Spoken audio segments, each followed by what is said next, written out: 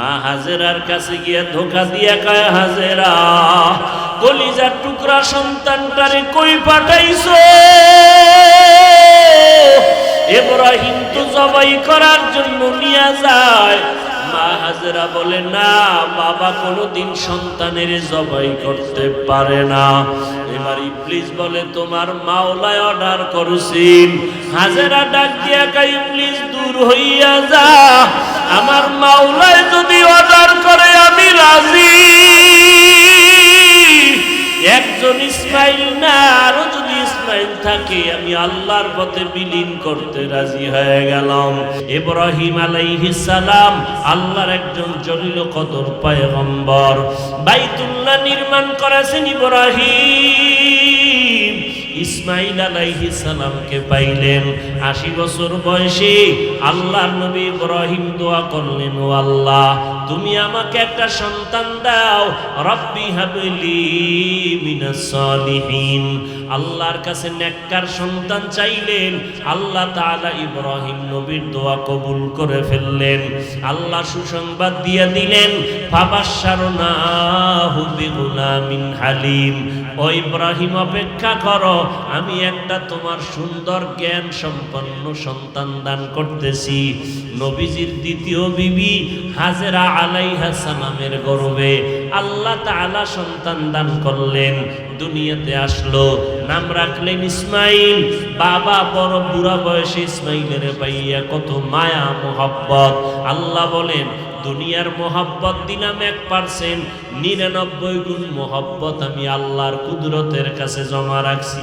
এরে বান্দা, এই 1% মোহাব্বত পাইয়া আমি মাওলার 99 ভাগ মোহাব্বতের পরীক্ষায় যেন পাশ করতে পারো।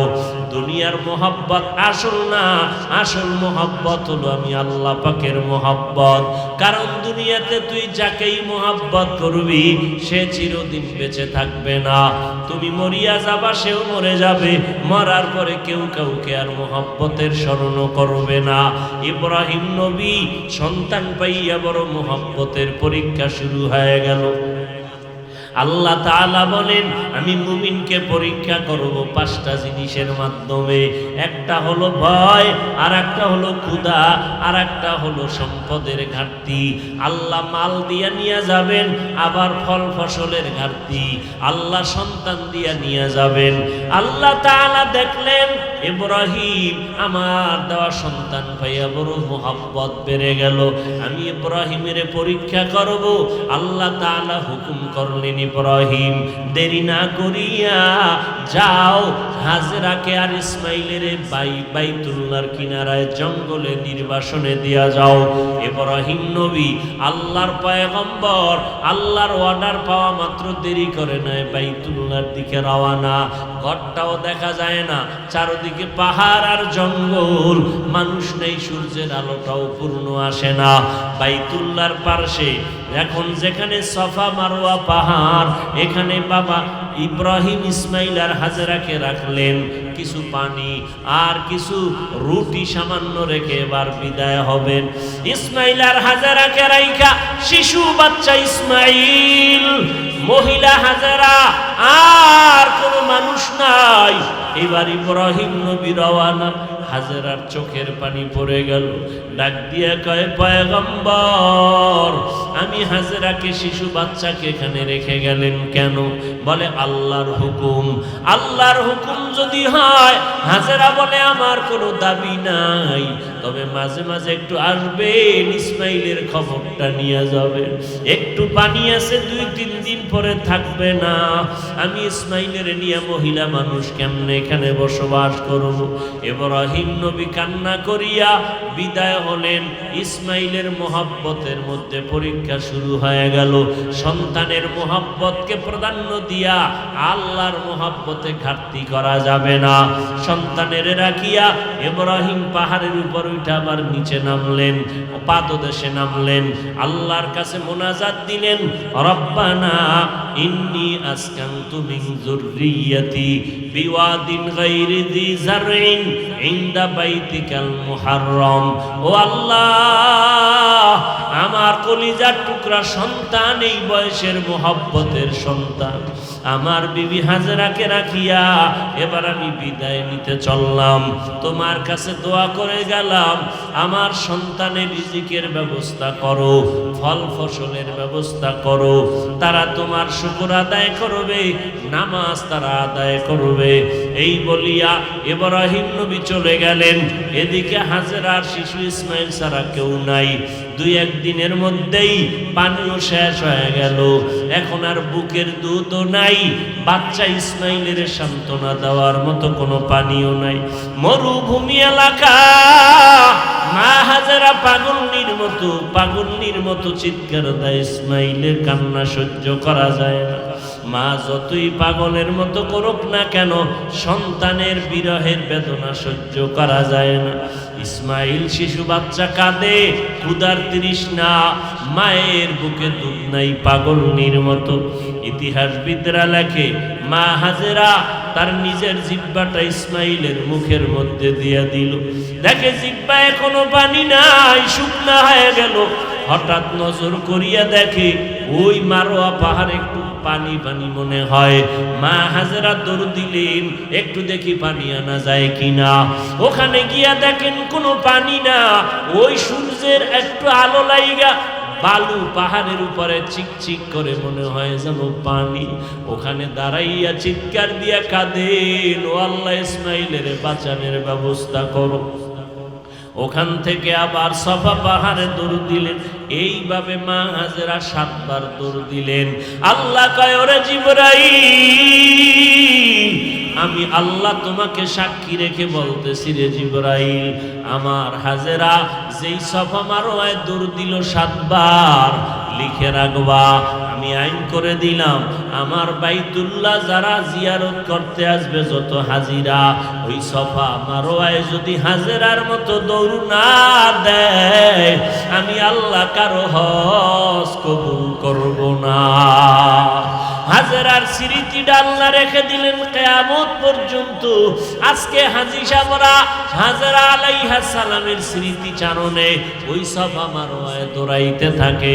যেখানে একটু জোরে দৌড় দিছেন ওই জায়গায় চিহ্ন দেওয়া আছে, ওই জায়গায় গিয়া হাজী সাহেবদের জোরে একটু দৌড় দিতে হবে। মা হাজেরার স্মৃতি কিয়ামত পর্যন্ত কবুল হয়ে গেল। এদিকে কেউ নাই, ইসমাইলের কান্না। হঠাৎ আম্মা জান হাজেরা শুনে কে যেন একটু আওয়াজ দিল। মা হাজেরা চারদিকে কান ঘুরাইলেন, দেখে জঙ্গলের ভিতর থেকে একটা আওয়াজ, দেখে আল্লাহর ঘর বাইতুল্লাহর কিনারার থেকে আওয়াজ আসতেছে, কেউ না। ওই জায়গায় জিবরাইল আমিন আইসা আওয়াজ দিছে, পাখা দিয়া বাড়ি দিছেন। ইসমাইলের পায়ের গোড়ার থেকে পানি বের হওয়া শুরু হলো। আম্মা জান হাজেরা আইসা পানিটারে আটকায় কয়, জম জম, হে পানি থাম থাম। পানি থেমে গেল, নিজেও পানি পান করলেন, ইসমাইলের মুখেও পানি দিলেন। এমন জমজমের বিশুদ্ধ পানি, পয়গম্বর বলেন এই জমজমের পানির কূপে হাজার হাজার লাখ কোটি মানুষেরা হজে গেলে পানি নেয়, ওমরায় পানি নেয়। কত পানি চলে গেল সারা দুনিয়ায়। ওই সময় থেকে কূপের পানি যেই পরিমাণ ছিল এখন ওই পরিমাণ আছে, কমেও না বাড়েও না। সাহাবায়ে কেরাম বললেন, নবী এই জমজমের তলা কই? নবী বলেন, জমজম কূপের তলা হাউজে কাউসারের সাথে লাগানো। জমজম পানির দ্বারা মানুষের পেটের ক্ষুধা নিবারণ হয়, পিপাসা নিবারণ হয়, রোগের ঔষধ, আরো অনেকগুলো ফজিলত আছে জমজম পানির। সারা দুনিয়ার দার্শনিক বিজ্ঞানিকরা একমত যে জমজম কূপের পানির মতো বিশুদ্ধ পানি জমিনে আর কোথাও নাই। এরে নবীর উম্মতের দল এই পানি মা হাজেরা আলাইহিস সালামের মাধ্যমে আল্লাহ ব্যবস্থা করে দিলেন। এরে নবীর উম্মতের দল ওই জমজম পানি নিয়ে পান করিয়া দুজন এবার থাকতে শুরু করলেন। পানি পান করলেই ইসমাইলের পেটের ক্ষুধা নিবারণ হয়, কান্না বন্ধ হয়। ইব্রাহিম নবী দোয়া করছেন, আল্লাহ মানুষজনের ব্যবস্থা করিয়া তুমি আবাদ করে দিও মরুভূমি, পানিও হয়ে গেল। এবার মানুষের দরকার। একদল ব্যবসায়ী লোকেরা পানির তালাশ ওই জায়গায় এসে পানি খুঁজলো। মা হাজেরা বলে, পানি দিব, যদি তোমরা এখানে বসবাস করো তাহলে দিব। সবাই রাজি হয়ে গেল, ফসল করা শুরু হয়ে গেল। এবার খানার জন্য আল্লাহ তাআলা একটা ফলের বাগান তায়েফের ময়দানে লাগায় দিলেন। আজও পর্যন্ত সেই ফল বাগান আছে। 12টা মাস তায়েফের ময়দানে সেই ফলের বাগান সতেজ থাকে। ওই ফলের মাধ্যমে আল্লাহ তাআলা ইব্রাহিমের দোয়া কবুল করলেন। ইসমাইলের বয়স আস্তে আস্তে বাড়তে শুরু হলো। এখন দৌড়ায়, হাঁটে, খেলাধুলা করে। এদিকে বাবা ইব্রাহিমের কোনো খবর নাই, এদিকে সারাকে নিয়ে আছে, হাজারার কোনো খবর নাই, ইসমাইলের কোনো খবর নাই। মরুভূমিতে রাইখা গেছে। কেমন কঠিন পরীক্ষা! আমার মাওলার পরীক্ষা, আমার আল্লাহর পরীক্ষা। ইব্রাহিম পাস, এটা ধৈর্য না থাকলে সম্ভব না। আল্লাহ তাআলা কেমন সাবিরিনদের অন্তর্ভুক্ত ইসমাইলের ইব্রাহিম রে বানাইলেন। যখন ইসমাইল প্রাপ্ত বয়সে উপনীত হয়, আল্লাহ ইব্রাহিম রে স্বপ্ন দেখায়, রে ইব্রাহিম আর দেরি করিস না, তোমার কলিজার টুকরা, তোমার আপন জিনিসটারে কোরবানি করো। ইব্রাহিম নবী স্বপ্ন দেখলেন, মনে মনে ভাবলেন, কি দেখলাম? 100 উট কোরবানি করে দিলেন। পরের দিন কয়, না হয় নাই, আবার তুমি কোরবানি দাও তোমার প্রিয় বস্তু। যখন আবার দিলেন 100 উট কোরবানি হয় না, আবার দেখলেন। শেষ পর্যন্ত ইব্রাহিম নবী সিদ্ধান্ত নিলেন, আমার প্রিয় কলিজার টুকরা ইসমাইল ছাড়া আমার আর কেউ নাই। মনে হয় যেন আবার পরীক্ষা শুরু হয়ে গেল। ইসমাইলের জবাই দেওয়া লাগবে। পাগলের মতো হয়ে গেল ইব্রাহিম। সন্তানের জবাই করা কত বড় কঠিন। ইব্রাহিম নবী একটা সেকেন্ডের জন্য সহ্য করতে পারেন না। আল্লাহর পরীক্ষা, ধৈর্যের পরিচয় দিয়ে এবার রওয়ানা। ইব্রাহিম নবী এবার বাইতুল্লাহর মরুভূমি এলাকায় রওয়ানা। এবার ইসমাইলের কুরবানি দেওয়ার জন্য হাতের মধ্যে একটা রশিয়ার ছুরি নিয়ে রওনা হয়ে গেলেন। রওনা হইয়া এইবার কাছাকাছি যাইয়া দেখে, যেই মরুভূমি এলাকা রেখে গেলাম, ওই মরুভূমি এলাকা এখন মরুভূমি নাই। এখন পুরা মানুষজন ক্ষেত খামারে পরিণত হয়ে গেছে, ফসলের অভাব নাই। ইব্রাহিম নবী দেখে অনেক মানুষ, যেই এলাকায় কোনো মানুষ নাই, পুরা এখন মানুষে ভরপুর, বাড়ি গাড়ির অভাব নাই। ইব্রাহিম নবী দেখে বাচ্চারা খেলাধুলা করতেছে। ইব্রাহিম একটা বাচ্চারে ডাক দিয়া কয়, তোমরা জানোনি এখানে ইসমাইল নামে কোনো বাচ্চা আছে কিনা? লোকেরা বলে, হ্যাঁ আমরা জানি একটা বাচ্চা আছে, ওই কোনায় তার ছোট একটা ঘর, ওই মাকে নিয়ে ওই ঘরের মধ্যে বসবাস করে। এখানে তার বাবা নাই। ঐতিহাসিকগণ লেখেন, ইব্রাহিম বলে, ইসমাইলের তো চিনা যায় না, কই? রওনা হয়ে দেখে মাঠের এক পাশে ইসমাইল বসা। ইসমাইলের ডাক দিয়া কয়, আয় বাবা, কোলের ভেতরে আয়। ইসমাইল তো চিনে নাইনি আমার বাবা। এবার ইব্রাহিম ইসমাইলের কোলের মধ্যে নিয়ে ঘরে হাজির। সালাম দিয়া বহুদিন পর হাজেরার সাথে মোলাকাত হয়ে গেল। এবার ডাক দিয়ে কয়, হাজেরা একটা সেকেন্ড বসা যাবে না? ইসমাইলের সাজাইয়া দাও, মালিকের দাওয়াতে যাব, বেড়ানোর সময় নাই। ইসমাইলের সুন্দরভাবে সাজাইয়া দাও, মা হাজেরা মনে করছেন দুনিয়ার কোন বাদশা দাওয়াত দিছেন এই জন্য মনে খুশি। বাবা বহুদিন পরে আসছে, সন্তানের নিয়ে দাওয়াতে যাবে। মা হাজেরা বুঝতে পারেন নাই যে বাবা জবাই করতে নিয়ে যাবেন। মনের মতো গোসল করাইয়া সাজাইয়া মা সন্তানটারে বাবার হাতে তুলে দিয়া এইবার ইসমাইল আর ইব্রাহিম নবী রওয়ানা বাইতুল্লাহর কিনারায় মিনা বাজার কোরবানি দেওয়ার জায়গা। মা হাজেরা তাকায় তাকায় চোখের পানি ছেড়ে কান্না করে। ইবলিসের গায়ে আগুন লাগলো, এই পরীক্ষায় যদি পাশ করে তো হাজেরা ইসমাইল আর ইব্রাহিমের দ্বারা কোটি মানুষ মুসলমান হয়ে যাবে। মা হাজেরার কাছে গিয়ে ধোকা দিয়া কয়, হাজেরা কলিজার টুকরা সন্তানটারে কই পাঠাইছো? ইব্রাহিম তো জবাই করার জন্য নিয়ে যায়। মা হাজেরা বলে, না বাবা কোনোদিন সন্তানের জবাই করতে পারে না। এবার ইবলিস বলে, তোমার মাওলায় অর্ডার করছেন। হাজেরা ডাক দিয়া কয়, ইবলিস দূর হইয়া যা, আমার মাওলায় যদি অর্ডার করে আমি রাজি।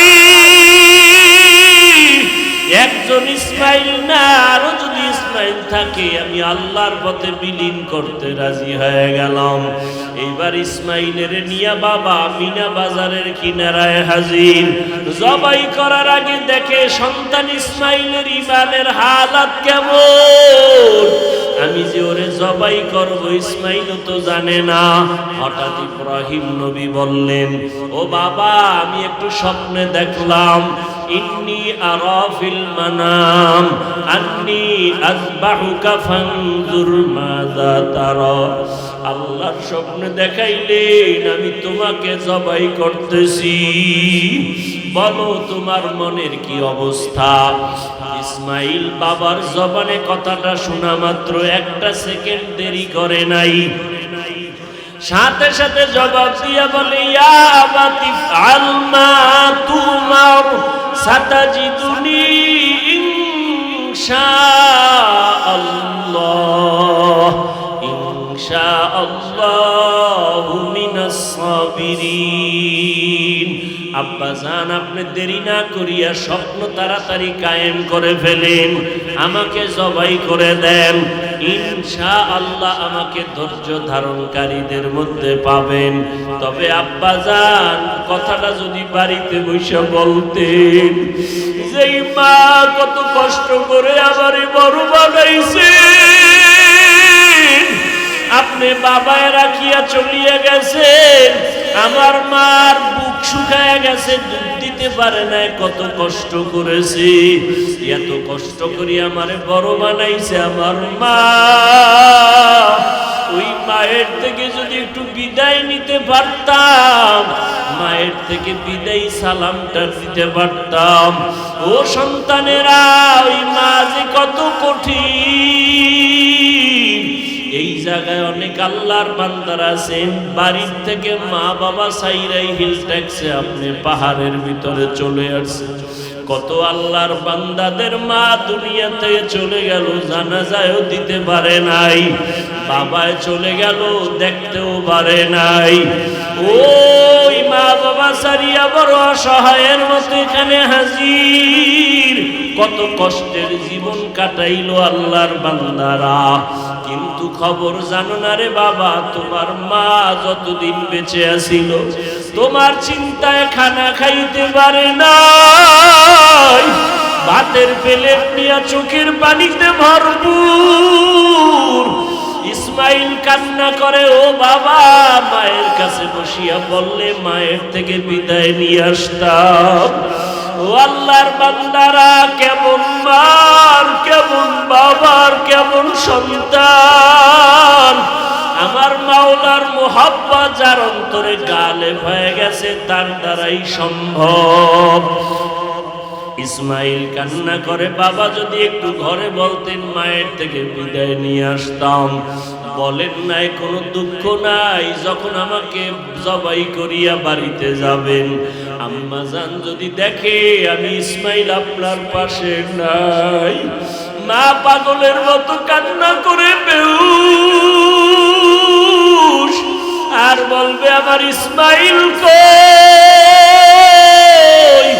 আমার মা কান্না করলে আপনি আমার মাকে রাগ করবেন না, আমার মাকে একটু দরদ দিয়া বুঝাইবেন, আর আমি ইসমাইলের সালামটা দিয়া দিবেন, আর বলবেন সন্তান চিরদিন দুনিয়াতে থাকে না, হাসরের ময়দানে মোলাকাত হয়ে যাবে। আব্বাজান তাড়াতাড়ি ছুরিটা নিয়ে আমার গলায় চালায় দেন, তবে আপনার চোখ দুইটা ভালো করিয়া কাপড় দিয়া বাঁধেন, কারণ আপনি জবাই করার সময় যদি আমার দিকে মায়ার নজর লাগিয়া যায়, মায়ার কারণে জবাই দিতে পারবেন না, আমার আল্লাহ বেজার হয়ে যাবে। তাড়াতাড়ি চক্ষু বেঁধে নেন। বাবা আমার হাতে পায়ে রশি লাগায় বাঁধেন, কারণ জবাই করার সময় অজান্তে যদি আমার পায়ের নাড়াচাড়া আপনার গায়ে লাগে, বেয়াদবি হবে, আল্লাহ বেজার হয়ে যাবে। আমার মাওলায় তাকাইয়া দেখতেছেন আমার বান্দার পরীক্ষা বড় কঠিন। ইসমাইলের শোয়াইয়া যখন ছুরি চালায়, আল্লাহ অর্ডার দিলেন ও ছুরি আমার ইসমাইলের একটা পশম যেন কাটে না। প্রথমবার কাটলো না, ইসমাইল দাঁড়ায় গেল। এইবার ইব্রাহিম কয় বাবা আর একবার দেখি, শুইয়া পড়, রক্ত না লাগা পর্যন্ত আর ছাড়ব না। আমার মাওলার কুদরতি অন্তরে মায়ার জোশ আসিয়া গেল। আল্লাহ কয় ওরে জিবরাইল জলদি করে যাও, জান্নাতি একটা দুম্বা নিয়ে দৌড়াইয়া যাও, আমার ইসমাইলের সরাইয়া দুম্বাটা ইব্রাহিমের ছুরির নিচে দিয়া দাও। আমার ইব্রাহিম যেন ইসমাইলকে জবাই করতে না পারে। এইবার যখন জবাই হলো, রক্ত লাগলো, তাকায় দেখো অচেনা জানোয়ার।